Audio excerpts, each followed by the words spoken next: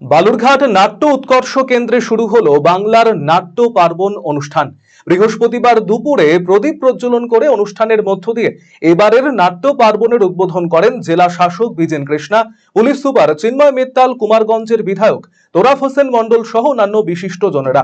নাটকের শহর বলেই পরিচিত বালুরঘাট, তবে এই শহরে নাটক নিয়ে জেলা প্রশাসনের তরফে কোনো উৎসবের আয়োজন করা হয়নি। এবারে তৃতীয় বর্ষে নাট্য পার্বণ পা দিয়েছে। আগামী 30শে ডিসেম্বর পর্যন্ত এই নাট্য পার্বণ অনুষ্ঠিত হবে।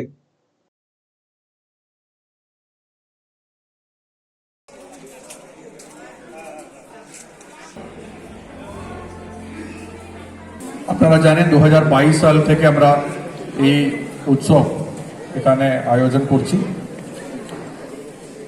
এই বছরে কয়েকটা নতুন জিনিস আমরা ইন্ট্রোডিউস করেছি।